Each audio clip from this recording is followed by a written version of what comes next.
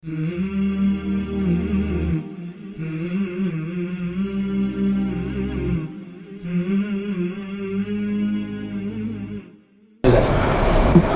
علیکم ورحمۃ اللہ وبرکاتہ۔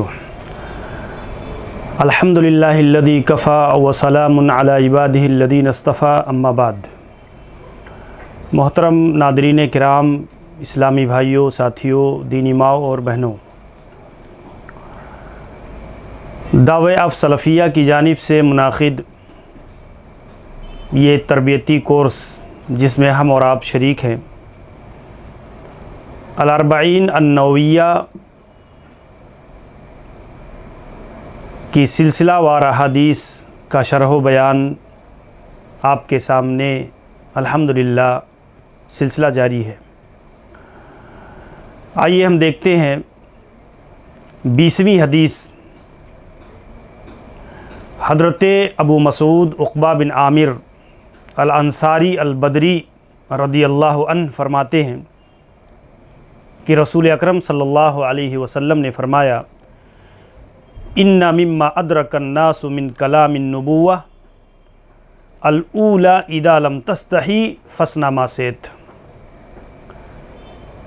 یہ صحیح بخاری کی روایت ہے جس میں حضرت ابو مسعود رضی اللہ عنہ بزرگ ترین صحابی رسول یہ بیان کرتے ہیں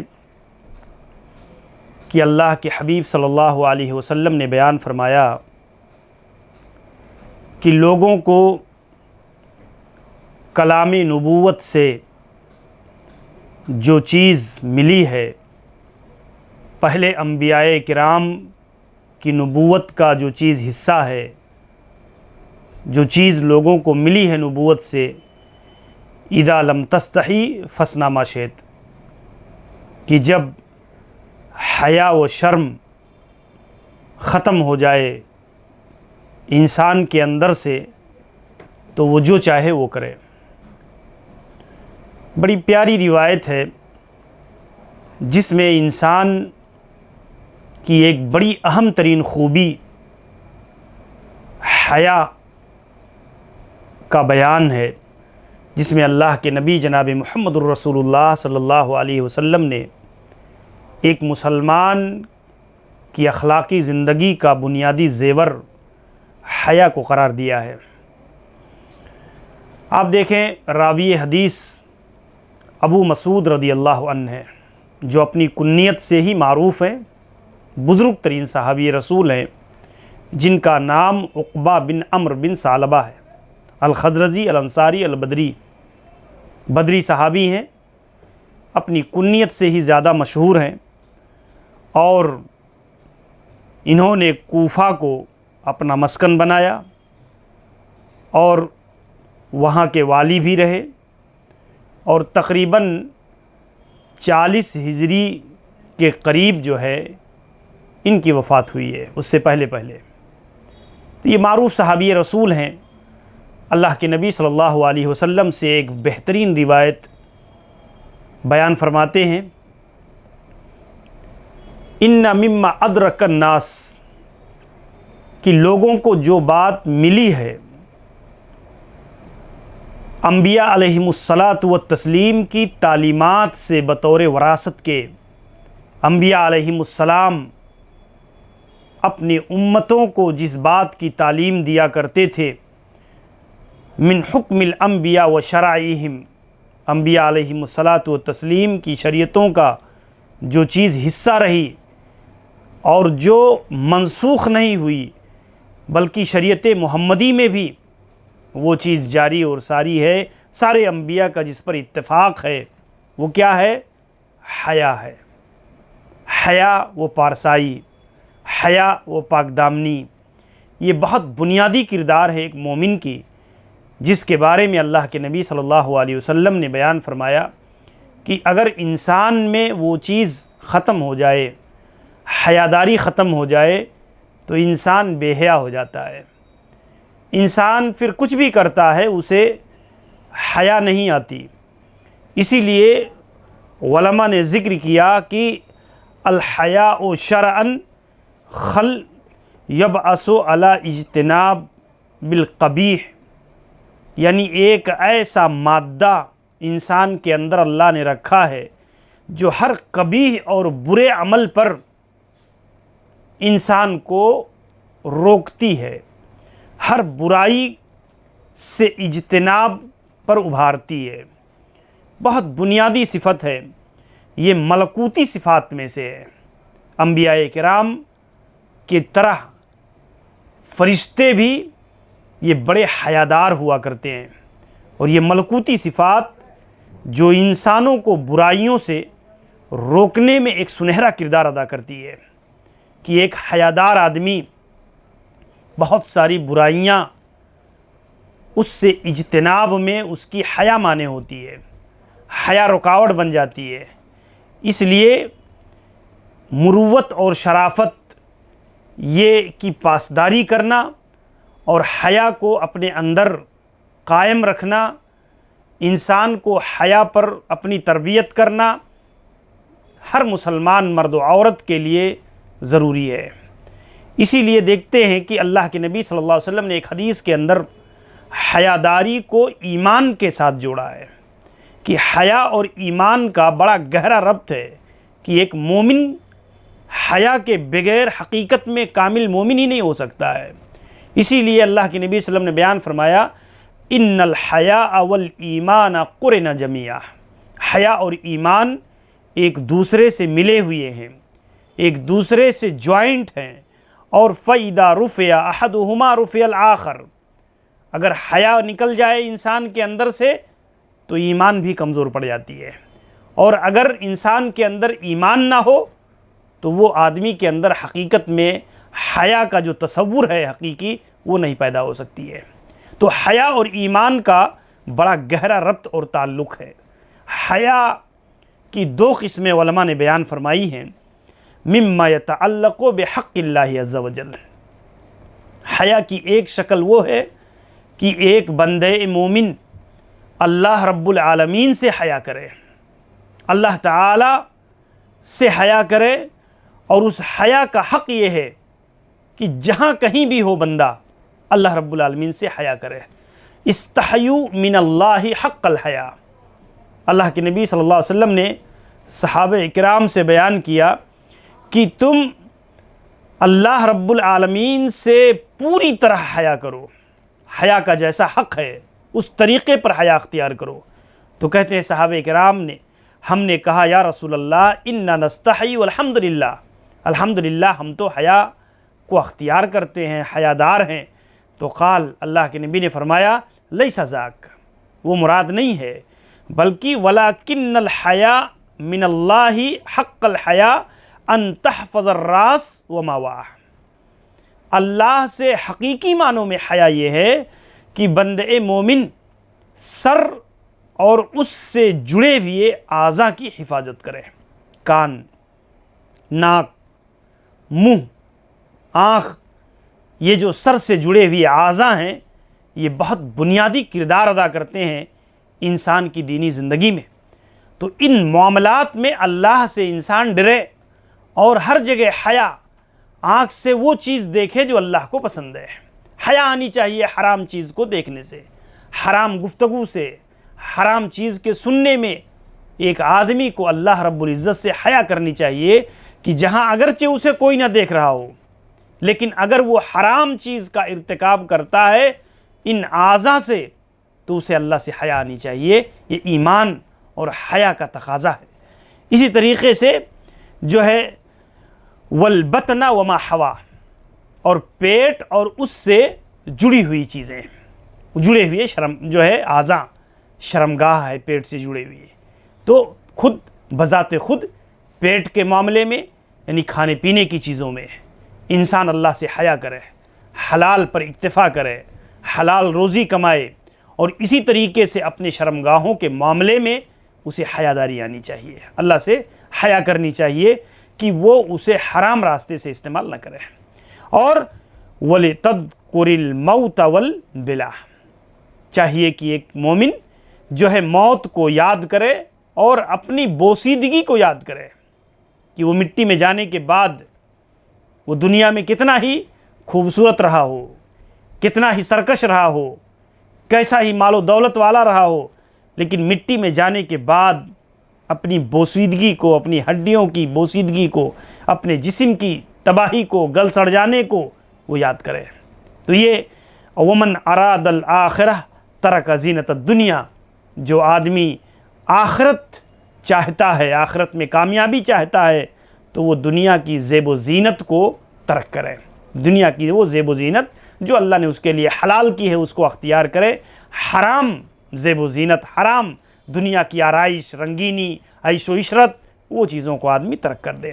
फ़मन फ़अल ज़ालिका फ़क़द इस्तहया मिनल्लाहि हक़्क़ल हया, तो जो शख्स इस तरह से अल्लाह रब्बुल आलमीन से हया करेगा वो गोया हकीकी मानों में अल्लाह रब्बुल आलमीन से हया करने वाला है। तो अब देखें इस हदीस में अल्लाह के हबीब सल्लल्लाहु अलैहि वसल्लम ने हया का एक जामे तसव्वुर बयान फरमाया है। हया का एक जामे तसव्वुर है। वैसे तो हया एक बच्चा भी करता है। एक बच्चा भी, अगर आप देखें कि एक बच्चे का आप देखें अगर पैंट खुल जाए तो उसे हया आती है, उसे इस तरह की चीज़ों पर हयादारी आती है। तो हयादारी इंसान की फितरत का हिस्सा है। इसीलिए आप देखा दूसरी हया की किस्म ये है मा यतअल्लक़ु बिहक़्क़िल मख़लूक़, कि आदमी अल्लाह की मखलूक से हया करे, इंसानों से, उलमा से, अच्छे लोगों से। ये हया की एक सिफत है कि एक आदमी समाज और मुआशरा के अंदर जहाँ रहता और बसता है उसे हयादार बन करके रहना चाहिए। कोई औरत जा रही है तो उसकी तरफ निगाह उठाकर देखने में उसे हया आनी चाहिए। एक आदमी अगर कोई काम कर रहा है तो उस काम में उसे हया आनी चाहिए कि वो काम अगर उस काम का मुकल्लफ है तो उसकी ज़िम्मेदारी का तकाज़ा है कि वो उसको पूरा करे। तो मेरे भाइयों, ज़िंदगी के मामलात में एक आदमी को आम लोगों के साथ रियायत में, अखलाक में, बातचीत में, गुफ्तगू में, लेन देन में, बयोशरा में, तमाम चीज़ों में अल्लाह के बंदों के साथ भी हयादारी कायम रखनी चाहिए। एक आदमी जब हया को कायम नहीं रखता तो बेईमान बन जाता है, बदअखलाक बन जाता है, बदकिरदार बन जाता है। और इसीलिए आप देखें कि हर शख्स के लिए हया का एक दायरा है। हया शरीयत में उतनी ही मतलूब है जितना कि इंसान के लिए हक और सही चीज़ों से रुकावट बनने वाली ना हो वो चीज़। यानी इंसान से एक दायरा है हया का। अब इंसान इतना ज़्यादा शर्मीला हो जाए, हयादार हो जाए कि दीनी मसाइल को इस्तिफसार ना करे, पूछे ना, सीखे ना, उसमें हया करे, तो यह हया जायज़ नहीं है, यह हया दुरुस्त नहीं है। इसीलिए हज़रत आयशा रज़ियल्लाहु अन्हा कहती थी निअमन निसाउ निसाउल अंसार, अंसार की औरतें कितनी अच्छी हैं, मा काना यमनउहुन्नल हया अन यतफ़क्किहना फ़िद्दीन, कि वो दीन की फ़ुक़ाहत, दीन की समझ, दीन के मामलात और मसाइल को सीखने में हया रुकावट नहीं बनती है उनके लिए। वो अल्लाह के नबी सल्लल्लाहु अलैहि वसल्लम के पास आ करके बरजस्ता अपने ज़िंदगी के मामलात में अल्लाह के नबी सल्लल्लाहु अलैहि वसल्लम से पूछती थी, सवाल कर लेती थी ऐसी चीज़ों के बारे में जिसमें एक औरत हयादार होती है, वो चीज़ भी वो पूछ लिया करती थी। तो हज़रत आयशा रज़ियल्लाहु अन्हा ने उनकी तारीफ़ बयान की। इसीलिए कहा जाता है अस्साकित अनिल हक़ शैतानुन अखरस, हक़ बात कहने से सुकूत अख्तियार करने वाला, जहाँ उसे हक़ कहना चाहिए, हक़ बयान करना चाहिए, वहाँ आदमी खामोशी अख्तियार कर ले तो ये गूंगा शैतान है, गूंगा शैतान है। इसलिए कि वहाँ हया माने नहीं होनी चाहिए। किसी आदमी का हक़ का मामला है, किसी के इंसाफ का मसला है, किसी दो आदमी के दरमियान लड़ाई का मसला है, कोई और लेन देन का मसला है, अब वहाँ आप कोई बड़ा आदमी है तो उससे हया कर जाए। किसी की दौलत की बुनियाद पर आप हक़ बात ना कहें, किसी के ओहदो मनसब की बुनियाद पर आप हक़ बात ना कहें, ये मतलूब नहीं है। वहाँ इंसान को हक़ बात कहनी चाहिए, उसमें हया और शर्म ये शरीयत को पसंद नहीं है। शरीयत ऐसे मौके पर हया को पसंद नहीं करती, बल्कि इंसान को तालीम देती है कि आप हक़ बात कहें। इसी तरह से आप देखें हया की एक और तकसीम उलमा ने किया है, हया वहबी और कसबी। ایک آدمی فطرتاً حیادار ہوتا ہے. اب جاتے ہیں حضرت عثمان بن عفان رضی اللہ عنہ کے باب میں آتا ہے کہ فرشتے ان سے حیا کرتے تھے، اتنے حیادار آدمی تھے. تو بہت سارے لوگ وہبی طور پر، فطری طور پر اللہ تعالیٰ ان کے اندر حیا کی کامل صفت اس طرح سے ڈال دیتا ہے کہ وہ بہت زیادہ شرمیلے ہوتے ہیں، حیادار ہوتے ہیں. دوسری قسم یہ ہے اکتسابی، مکتسب. جو آدمی حیا کو حاصل کرے، اگر انسان کی طبیعت میں بہت زیادہ حیا کا مادہ نہیں ہے تو آدمی علم کی روشنی میں، علماء کی صحبت کی روشنی میں، کتاب و سنت کی تعلیمات کی روشنی میں، اخلاقی ابواب کو پڑھ کر کے آدمی حیا کو سیکھے اور حاصل کرے، حیا کو اپنے اندر پیدا کرنے کی کوشش کرے. کہاں بات کرنی چاہیے، کہاں نہیں کرنی چاہیے، کہاں آدمی کو خاموش رہنا چاہیے، کہاں گفتگو کرنی چاہیے، کہاں آدمی کو کس طریقے سے اخلاقی معاملات کے اندر حیا کو اختیار کرنا چاہیے. تو یہ اکتسابی چیز ہے. انسان کو اپنے علماء سے، کتاب و سنت کی تعلیمات کی روشنی میں حیا کو سیکھنا اور حاصل کرنا چاہیے. تو بہرحال یہ حدیث بڑے کثیر معانی پر مشتمل ہے، اور اس حدیث کی روشنی میں ہماری ایمانی زندگی کا، اخلاقی زندگی کا ایک سنہرا روپ سامنے آتا ہے، اور اسے ایک مسلمان مرد کو، ایک خواتین کو، عورتوں کو، بالخصوص ہماری ماؤں اور بہنوں بیٹیوں کو اپنے اندر حیاداری کو پیدا کرنی چاہیے. موجودہ سماج، موجودہ معاشرہ خواتین کو نیم برہنہ کر کے لوگوں کے سامنے پیش کرنا چاہتا ہے. ایسے وقت میں خواتین کو اپنی عزت و آبرو کی حفاظت اور حیاداری کو اپنے اندر پیدا کرنے کی کوشش کرنی چاہیے. اللہ تعالی ہمیں اس کی توفیق عنایت فرمائے. آئیے ہم دیکھتے ہیں اسی طریقے سے 21ویں حدیث. ہمارے اس سلسلہ واری درس کا یہ تقریباً جو ہے یہ 6واں محاضرہ ہے، جس میں ہم اور آپ 21ویں حدیث جو حضرت ابو عمر یا اسی طریقے سے ابی عمرہ سفیان بن عبداللہ یہ راوی حدیث ہے، اور بیان کرتے ہیں کہ اللہ کے نبی صلی اللہ علیہ وسلم سے میں نے کہا، یا رسول اللہ قل لی فی الاسلام قولا لا اسأل عنہ احدا بعدک. اللہ کے نبی مجھے اسلام کی کوئی ایسی صفت، کوئی ایسی بات بتا دے کہ پھر میں آپ کے بعد کسی اور سے سوال نہ کروں. یعنی اتنا جامع اور مانع ہو، وہ تعلیم اتنی اہم ہو میرے لیے کہ میں پھر اس پر لگ جاؤں، اس پر عمل کروں، پھر کسی اور سے مجھے سوال کی ضرورت نہ پڑے. اب دیکھیں اللہ کے حبیب صلی اللہ علیہ وسلم نے اس سوال کو سامنے رکھ کر کے اللہ کے نبی نے کیا جواب دیا؟ قل آمنت باللہ ثم استقم. کہہ دو کہ میں اللہ پر ایمان لایا اور پھر اسی پر جم جاؤ. یعنی اللہ پر ایمان لانے کے بعد اسی پر ثابت قدم ہو جاؤ، اسی پر جم جاؤ. اللہ کے نبی صلی اللہ علیہ وسلم کے باب میں یہ بات پہلے بھی آ چکی ہے کہ اللہ تعالیٰ نے آپ کو جوامع الکلم کی صفت سے نوازا تھا. جوامع الکلم، چھوٹا کلمہ بڑی بات، چند کلمات میں پوری شریعت اور پورے دین کو شامل کر کے اللہ کے نبی صلی اللہ علیہ وسلم نے نصیحت فرما دی کہ ایسی بات کہ جسے جان لینے کے بعد پھر آدمی کو کسی اور سے پوچھنے کی ضرورت پیش نہ آئے. پورا دین اللہ کے نبی صلی اللہ علیہ وسلم نے شامل کر دیا. یہ راوی حدیث کون ہے؟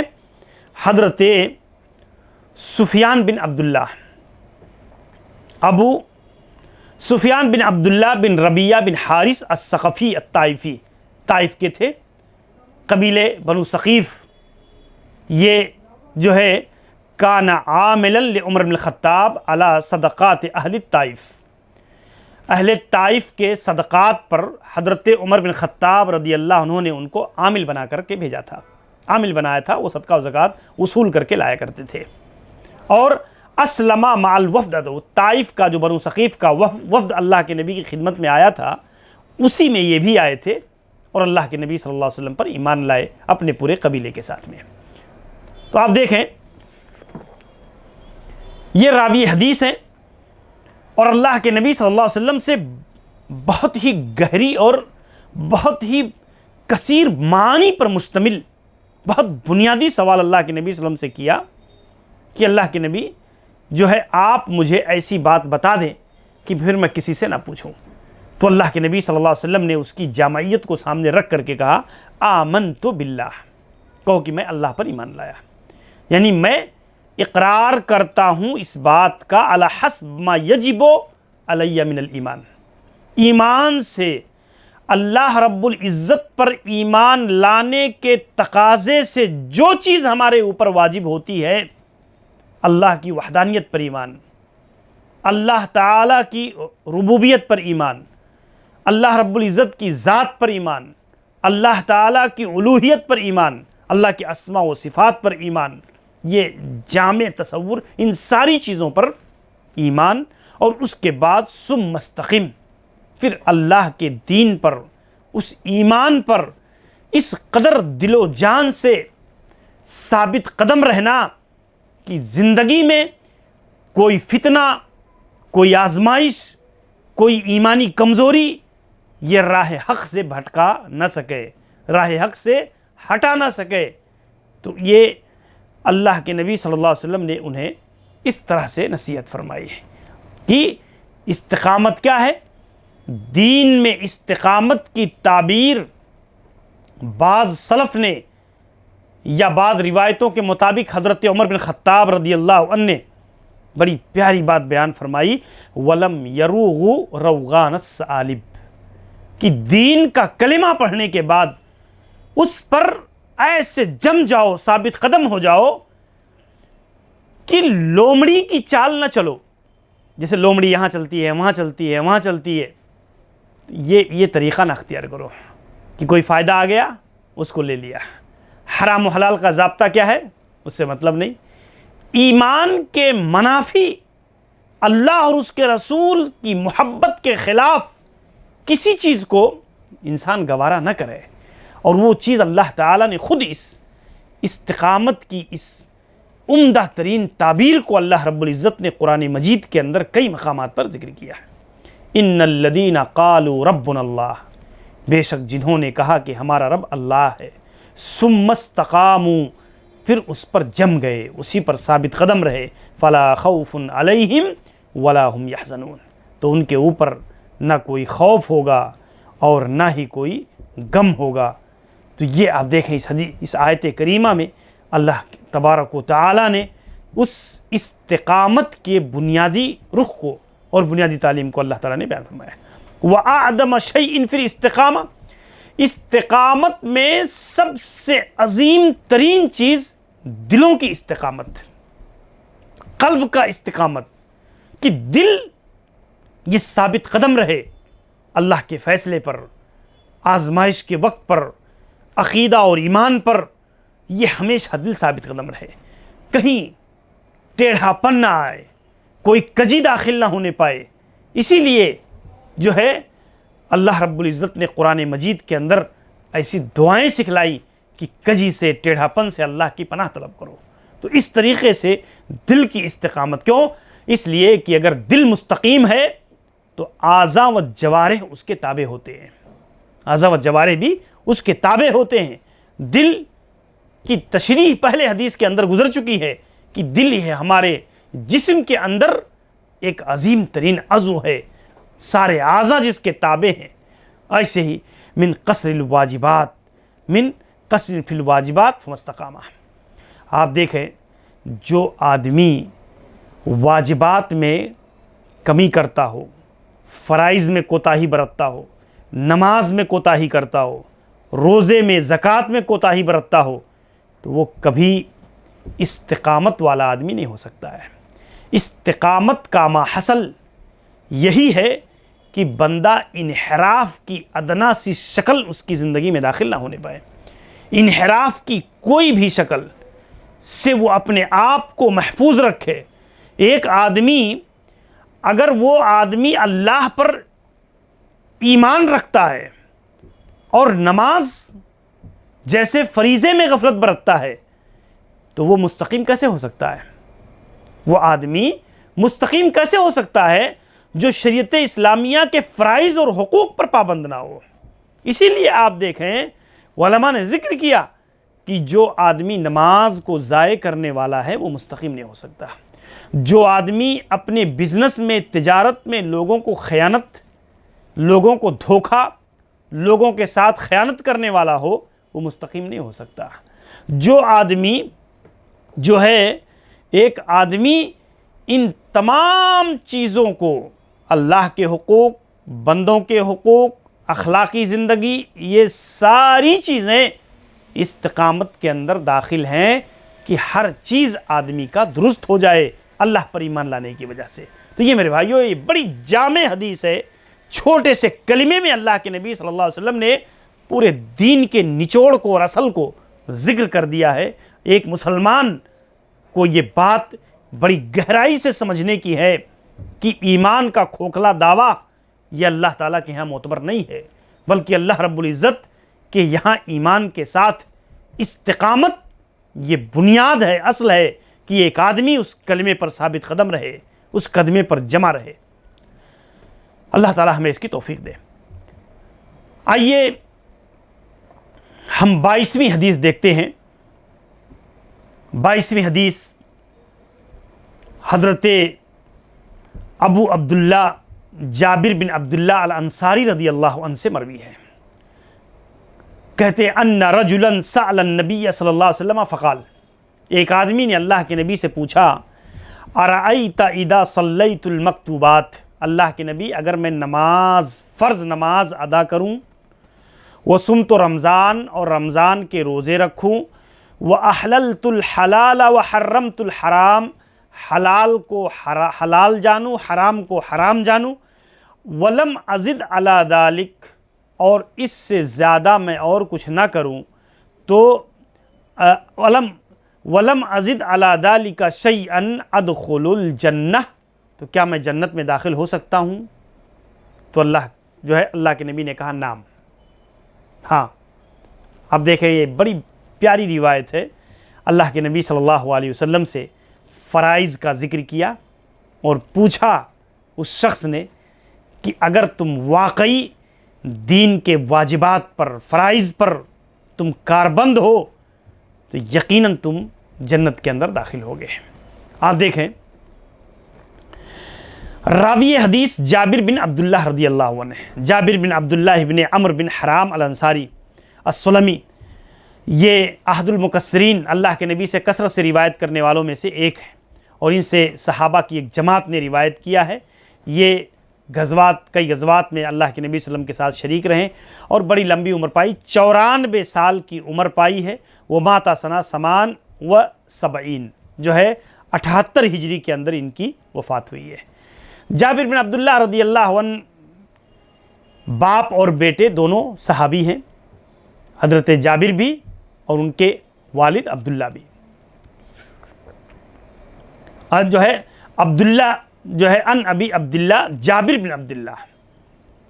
تو آپ دیکھیں کہ جابر بن عبداللہ کہتے ہیں کہ ایک دن اللہ کے نبی صلی اللہ علیہ وسلم نے مجھ سے ملاقات کی، کہا یا جابر ما لی اراک منکسرا، جابر کیا ہو گیا، میں تمہیں دیکھ رہا ہوں کہ بہت زیادہ جو ہے خاموش رہتے ہو، بہت زیادہ الگ تھلگ رہتے ہو، تنہائی میں رہتے ہو، بہت زیادہ جو ہے غمگین رہتے ہو۔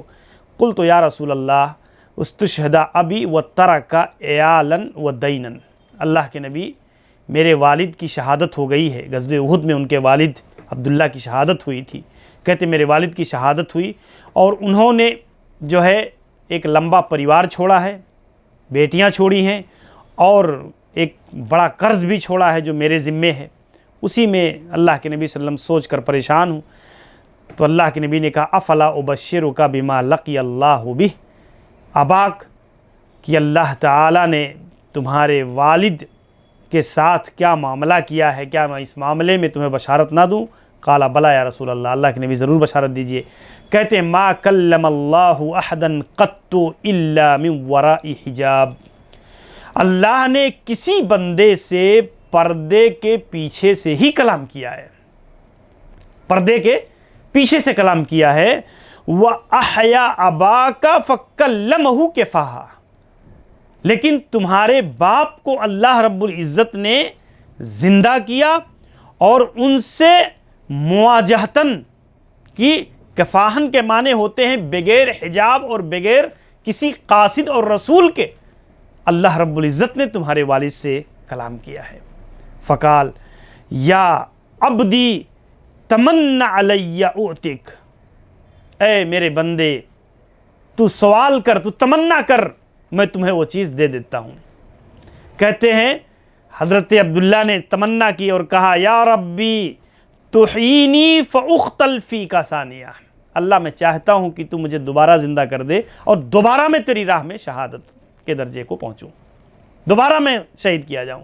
قال الرب عز وجل، اللہ تعالیٰ نے کہا انہ قد سبق منی، یہ تو چیز گزر چکی ہے پہلے، تجھے جو زندگی ملی، اب دوبارہ تم پلٹ نہیں سکتے، دنیا میں نہیں جا سکتے تم دوبارہ، تمہیں دنیا میں دوبارہ یہ چیز حاصل نہیں ہو سکتی ہے۔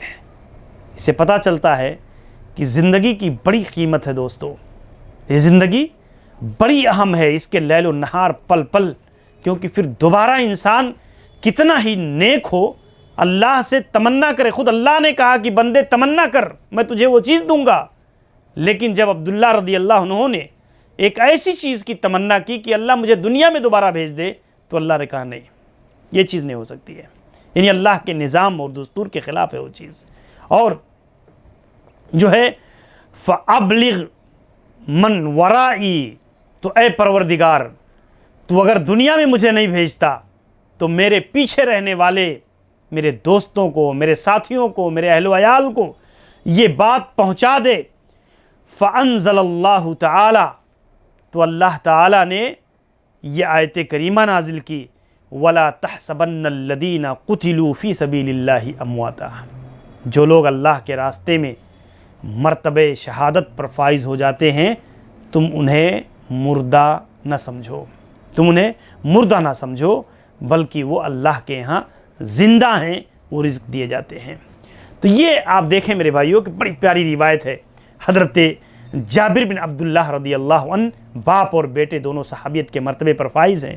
اس حدیث سے آپ کو اندازہ ہوگا کہ صحابہ کرام رضوان اللہ علیہم اجمعین کا حرص اللہ کے نبی سے، آپ دیکھیں کسی صحابی نے شاید ہی یہ سوال کیا ہے کہ اللہ کے نبی آپ میرے لیے دعا کر دیں اللہ مجھے بہت بڑا منصب دے دے، یا اللہ کے نبی اللہ تعالیٰ مجھے بہت بڑا خزانہ دے دے، یا سونے چاندی دے دے، یا روپیہ پیسہ دے دے، یا مجھے فلاں ملک کا گورنر بنا دے، فلاں ملک کا یہ کر دے۔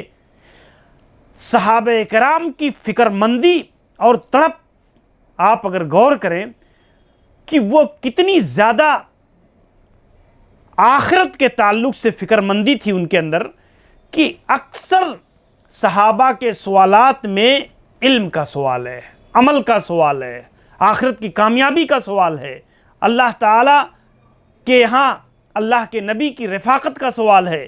کثرت سے صحابہ کرام کے سوالات میں یہ چیزیں ملتی۔ اس حدیث میں ایک بہت بڑی اہم ترین بات یہ بیان کی گئی، آپ دیکھیں کہ جو ہے ارائیت اذا صلیت المکتوبات، اللہ کے نبی اگر میں فرائض کو ادا کروں، فرائض اللہ تعالیٰ نے جو 5 وقت کی نمازیں فرض کی ہیں ایک دن اور رات میں، اس پر میں اکتفا کروں تو فلا لوم علیہ، اس پر کوئی لعنت اور ملامت نہیں ہے۔ اگر وہ آدمی واقعی اس کی پابندی کا حق ادا کرتا ہے تو وہ جنت کے اندر جائے گا، لیکن آپ جانتے ہیں اس کے آگے پیچھے جو نوافل ہیں، جو سنن مؤکد ہیں، یہ اصلاً مزید نیکیوں کے کمانے کا یا فرائض کی تقصیر کو پورا کرنے کا ایک بہترین ذریعہ ہے۔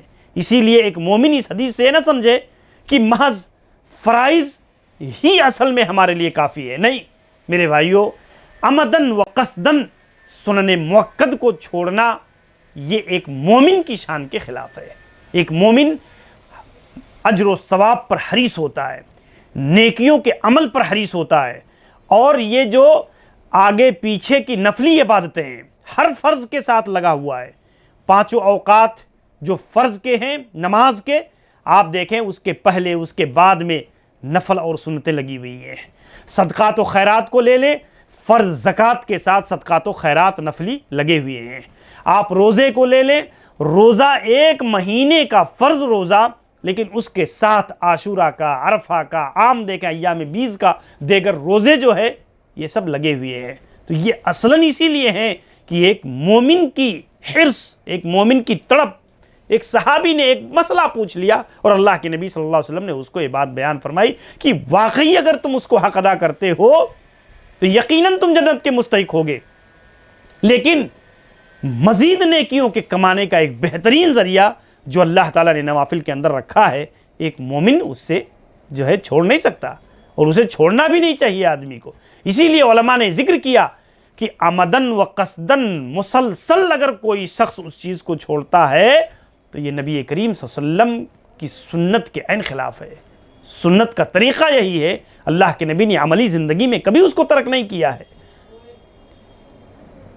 اس حدیث میں ذکر نہیں فرمایا تو ممکن ہے وہ آدمی اس چیز کا پابند رہا ہو، یا ممکن ہے اس آدمی نے ایک خاص نوعیت کا سوال کیا اور اللہ کے نبی صلی اللہ علیہ وسلم نے اس کو اسی پس منظر میں اس کو جواب دیا ہے۔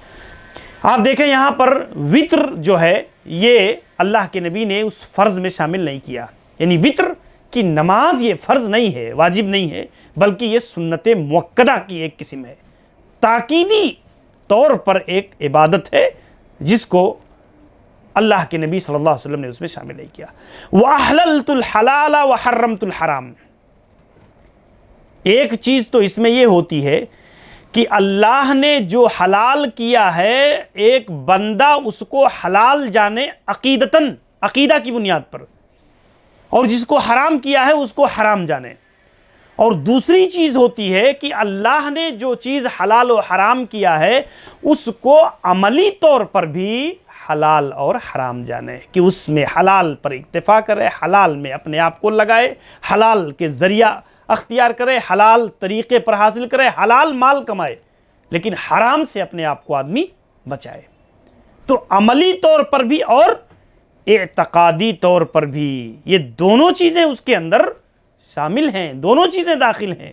احللت الحلال وحرمت الحرام، میں حلال کو حلال جانوں، حرام کو حرام جانوں، اعتقادی طور پر بھی اور عملی طور پر بھی۔ تو یہ دونوں چیزیں اس کے اندر شامل۔ دوسری بات یہ ہے کہ العمل بھی، یعنی اجتنبت الحرام معتقداً تحریم ہو، جیسے مثال کے طور پر رجل اجتنبا شرب الخمر، ایک آدمی شراب پینے سے اپنے آپ کو بچا لیتا ہے، وہ شراب نہیں پیتا، لیکن لا علی انہ حرام، اس لیے نہیں پیتا کہ وہ حرام ہے، مطلب اس لیے وہ اس سے اپنے آپ کو نہیں بچاتا ہے کہ اللہ نے حرام کیا ہے مجھے نہیں پینا چاہیے اس لیے نہیں پی رہا ہے، بلکہ اس لیے نہیں پی رہا ہے کہ اس کی طبیعت شراب پینا نہیں چاہتی، اس کی طبیعت شراب پینا نہیں چاہتی، یا کسی حکیم اور ڈاکٹر نے اس کو منع کر دیا ہے کہ شراب پیو گے تو یہ مرض ہو جائے گا، یہ بیماری بڑھ جائے گی، تو اس کی بنیاد پر وہ شراب چھوڑ دیتا ہے۔ کہتے فہذا لا اسم جو ہے حرام الا ان نفسه لا تطیب بھی، فہذا لا اسم علیہ، لیکن اذا ترکہ، تو اس پر کوئی گناہ نہیں ہے کہ اس نے اس کو چھوڑ رکھا ہے، چاہے جیسے اس نے اس کو چھوڑ دیا ہے، لیکن کہتے ہیں اذا ترکہ معتقدا تحریمہ، اگر اس شراب کو حرام جان کر کے چھوڑتا ہے تو وَأَنَّهُ تَرَكَهُ لِلَّهِ، تو گویا اس نے اس شراب کو اللہ کے لیے چھوڑا، سارا مصابن علی ذلک، تو وہ آدمی اس کے اوپر کیا ہوگا؟ ثواب سے نوازا جائے گا، اس شراب کو چھوڑنے کی بنا پر بھی حرام سمجھ کر کے وہ اس پر اجر و ثواب دیا جائے گا۔ شیخ ابن عثیمین رحمہ اللہ نے اس چیز کو ذکر کیا ہے۔ لیکن اگر وہ چیز آدمی اس لیے چھوڑ رہا ہے کہ ہماری طبیعت کے لیے مضر ہے، ہماری طبیعت نہیں چاہتی، لیکن اگر وہ نہیں پی رہا ہے تب بھی بہرحال اس پر کوئی گناہ نہیں ہے۔ زکوٰۃ اور حج کا ذکر اس کے اندر نہیں ہے اس حدیث میں، لیکن چونکہ وہ فرائض میں سے ہے تو اللہ کے نبی نے اختصار کی بنیاد پر مختصراً اللہ کے نبی نے جواب دینے کی وجہ سے، یا اس سائل نے وہ چیز جو ذکر کی ہے تو وہ چونکہ اس کے اندر نہیں آئی ہے، لیکن اصلاً وہ چیز اس کے اندر داخل ہے۔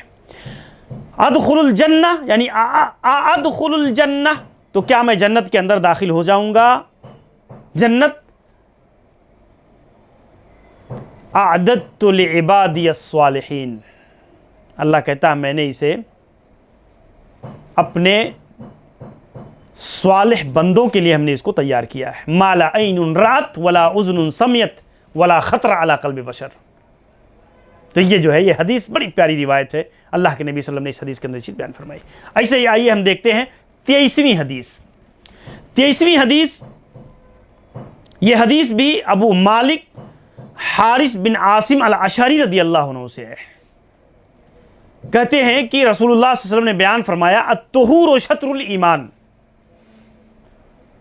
والحمد للہ تملأ المیزان وسبحان اللہ والحمد للہ تملأان ما بین السماء والارض والصلاة نور والصدقہ برہان والصبر ضیاء والقرآن حجت لک او علیک کل الناس یغدو فبائع نفسہ فمعتقها او موبقها۔ یہ صحیح مسلم کی روایت ہے، بہت ہی عمدہ ترین روایت ہے۔ تفصیل میں اگر ہم جائیں تو بہت وقت چلا جائے گا، مختصراً چند باتیں اس کے بارے میں آپ کو بتاتا چلوں کہ ابو موسیٰ اشعری رضی اللہ عنہ راوی حدیث ہے، کہتے ہیں اللہ کے نبی صلی اللہ علیہ وسلم نے بیان فرمایا الطہور شطر الایمان، طہارت کیا ہے؟ یہ ایمان کا نصف حصہ ہے۔ اور والحمدللہ، الحمدللہ یہ کہنے سے یہ کیا ہے؟ میزان کو بھر دینے والی ہے، یعنی اتنا اجر و ثواب ہے اس کا کہ الحمدللہ جب بندہ کہتا ہے تو اللہ کے لیے اللہ کی عظمت، اللہ کی بزرگی، اللہ کی تعریف ساری جو ہے الحمدللہ حمد ہے، شکر ادا کرتا ہے اللہ کا، تو یہ میزان کو بھر دے۔ سبحان اللہ والحمدللہ، اور سبحان اللہ والحمدللہ جو ہے یہ زمین و آسمان کے درمیان کی وسعتوں کو بھر دینے والی ہے۔ نماز نور ہے، پیشانی کا نور ہے، چہرے کا نور ہے، ایک مومن کی زندگی میں نور کا باعث ہے۔ اور صدقہ یہ دلیل ہے اس کے ایمان پر، اور اسی طریقے سے صبر یہ روشنی ہے، جس کی روشنی میں، جس کی قوت میں انسان زندگی کا سفر طے کر لیتا ہے، مشکل سے مشکل حالات میں بھی۔ اور قرآن یا تو تمہارے حق میں حجت ہے اور یا تو تمہارے خلاف حجت ہے۔ اگر واقعی قرآن کو پڑھنا، اس پر عمل کرنا اور اس کے تقاضوں کو تم نے پورا کیا ہے تو یقیناً قرآن تمہارے لیے باعث اجر و ثواب اور اللہ کے یہاں تمہارے لیے سفارشی ہے۔ لیکن اگر قرآن کے حق کو تم نے ضائع کیا ہے تو یقیناً ما لہذا الرسول، کیا ہو گیا ہے؟ جو ہے قرآن مجید نے اس چیز کو کئی جگہوں پر ذکر کیا ہے کہ قرآن شکوہ کرے گا اللہ کے ہاں، تو یقیناً یہ تمہارے خلاف حجت ہوگا، گواہ بنے گا تمہارے خلاف جو ہے۔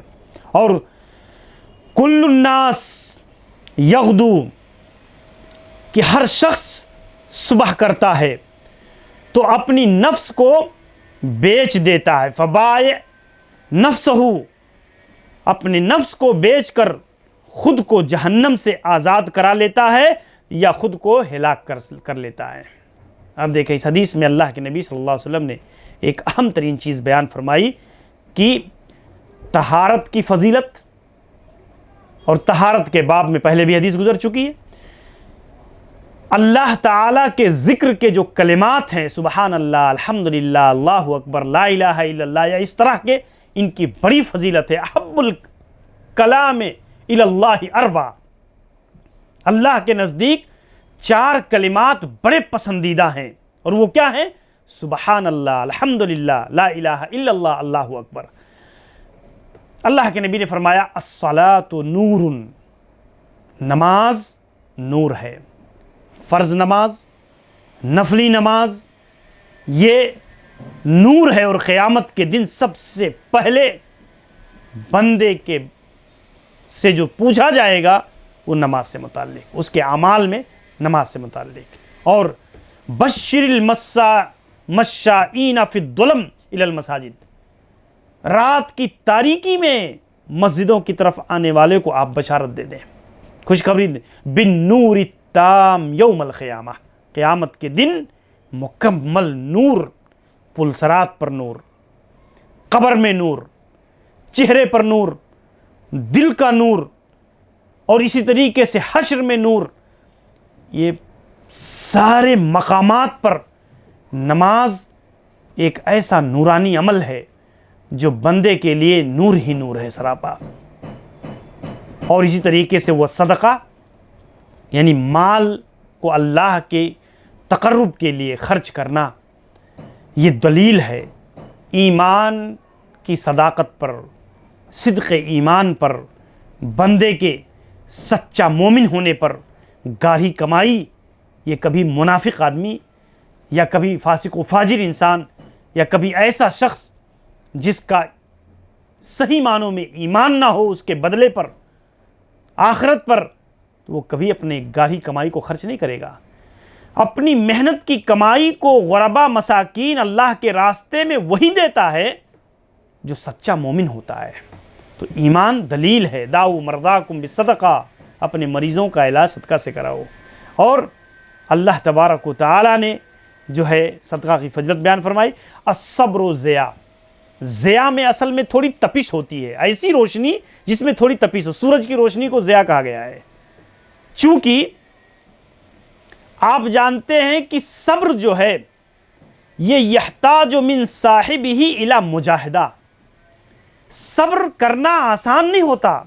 کسی مشکل پر، کسی امتحان پر، کسی تکلیف پر، کسی آزمائش کے وقت پر ایک آدمی کا صبر کرنا یہ بڑے مجاہدے کا عمل ہے، بڑے دلگردے کا عمل ہے، بڑی محنت اور مشقت کا عمل ہے۔ یوں ہی کسی چیز پر صبر آ جانا، صبر کر لینا، یہ آسان کام نہیں ہے۔ تو صبر کے لیے اس مجاہدہ اور تپش، یہ تپش، اسی لیے ضیاء کا ذکر اللہ کے نبی نے کیا، نور کا ذکر صبر کے ساتھ نہیں کیا۔ اللہ کے نبی نے ضیاء کہہ کر کے اسی چیز کی طرف اشارہ کیا کہ الصبر ضیاء، نفس کا کسی مکروہ چیز پر روک لینا۔ اسی لیے علماء نے ذکر کیا کہ صبر کی 3 قسمیں ہیں۔ الصبر عن معصیت اللہ، اللہ رب العزت کی نافرمانی پر صبر کرنا ہے، اللہ تعالیٰ کی نافرمانی، فعل حرام پر۔ بدکاری کی راہیں آسان ہیں، چند سکوں کے بدلے انسان اپنی خواہش کو حرام طریقے سے پوری کر سکتا ہے، لیکن اس فعل حرام اور نفس کے تقاضے پر بندہ صبر کر لیتا ہے، اس لیے کہ اللہ نے اسے حرام کیا ہے۔ مال کی محبت اور چاہت ہر آدمی کے اندر ہوتی ہے، لیکن آپ دیکھیں چونکہ ایک مشتبہ مال ہے، حرام طریقے سے مال اسے مل رہی ہے، آدمی اس پر اپنے نفس کو آمادہ نہیں کرتا بلکہ صبر کر لیتا ہے۔ تو یہ صبر عن معصیت اللہ، اللہ کی نافرمانی کے سارے کام نفس کی خواہش کے باوجود، لالچ کے باوجود، چاہت کے باوجود آدمی اس پر صبر کر لیتا ہے۔ اور دوسری چیز صبر علی طاعت اللہ، اللہ کی اطاعت پر صبر۔ اللہ کی اطاعت پر صبر کا معنی یہ ہے، ٹھنڈی کا موسم ہے، بستر کو چھوڑنے کے لیے نفس آمادہ نہیں ہو رہی ہے، لیکن چونکہ نماز فرض ہے، اٹھنا ہے، تو آدمی کیا ہے، اس پر صبر کرتا ہے، اس آزمائش پر، اس نفس کی کراہت اور ناپسندیدگی پر اللہ کی اطاعت و فرما برداری کا اپنے آپ کو تابع بناتا ہے۔ مال خرچ کرنے میں، وضو بنانے میں، شریعت کے تمام احکامات و مسائل میں آدمی اس پر صبر کرتا ہے، اس طور پر کہ یہ اللہ رب العزت کی اطاعت کا کام ہے۔ اور اسی طریقے سے صبر علی اقدار اللہ، اللہ تعالیٰ کے فیصلے پر صبر کرنا۔ بڑا خوبصورت بچہ تھا، بڑا گہرا تعلق اور لگاؤ تھا، بڑی امیدیں تھیں، زندگی میں رونق اس کے ذریعہ سے جو آئی تھی، اللہ تعالیٰ نے چھین لیا اس بچے کو۔ اب چونکہ اللہ کا فیصلہ یہی ہے، تو ایک مومن اس کے اوپر صابر ہوتا ہے، اس پر صبر کرتا ہے۔ اس لیے اللہ رب العزت کا فیصلہ تھا، اللہ نے جو چاہا وہ ہوا۔ تو یہ اصل میں صبر کی 3 قسمیں علماء نے بیان کی ہیں کہ صبر ایسے ہی نہیں ہے۔ الصبر عند الصدمۃ الاولی، اللہ کے نبی نے فرمایا مصیبت جب آئی تو آدمی کو صبر کرنا چاہیے۔ رو دھو لیا، چیخ چلا لیا، پیٹ لیا سینہ، کپڑے پھاڑ لیا، جو کچھ کرنا تھا کر لیا، اب کہتا اب میں صبر کرتا ہوں، یہ صبر نہیں ہے۔ صبر وہ ہے کہ جو مصیبت آنے پر انسان آنسوؤں کے گھونٹ کو پی جائے، انسان اپنے آپ کو جو ہے اس کا تابع بنا دے، اللہ تعالیٰ کے فیصلے کا تابع بنا دے۔ تو یہ اصل میں چیز صبر ہے۔ کل الناس یغدو، ہر آدمی صبح کرتا ہے تو نکلتا ہے محنت و مشقت کے لیے، حکم الہی کے مطابق قد و کاوش کرتا ہے، نجات کی طرف جانا چاہتا ہے۔ جو شیطانی راہوں پر وہ آدمی محنت کر کے اپنے آپ کو جہنم کا مستحق بنا دیتا ہے۔ تو صبح تو ہر آدمی صبح محنت و مشقت پہ لگتا ہے، لیکن اگر حکم الہی کے مطابق اس نے کام کیا تو لازمی چیز ہے کہ آدمی کامیاب ہو گیا۔ اور اگر صبح بیدار ہونے کے بعد اپنی روٹین کے مطابق لگا اسی نافرمانی اور حرام کام پر، تو اللہ کے نبی نے فرمایا اس نے کیا کیا؟ اس نے اپنے آپ کو ہلاک و برباد کر دیا۔ روزی تو ویسے بھی آدمی کو ملنی ہے، روزی کا جو فیصلہ اللہ نے کیا ہے یومیہ طور پر کہ اس دن یہ روزی ملنی ہے، وہ ملنی ہے۔ تم چاہے حرام طریقے پر محنت کر کے اپنا وقت ضائع کرو، حاصل کرو، کوشش کرو، اور چاہو تو حلال طریقے سے اس چیز کو حاصل کرو۔ تو بہرحال یہ بہت پیاری روایت ہے، مزید تفصیلات اس کی بیان کی جا سکتی تھی، لیکن چونکہ وقت مختصر ہے اس لیے چند باتوں پر اکتفا کی جاتی ہے۔ اللہ سے دعا ہے کہ اللہ رب العالمین ان احادیث کو گہرائی کے ساتھ، بصیرت کے ساتھ، علم کی روشنی میں ہمیں اس کے مستفاد کو سمجھ کر کے اپنی عملی زندگی کے اندر نافذ کرنے کی توفیق عنایت فرمائے۔ السلام علیکم ورحمۃ اللہ وبرکاتہ۔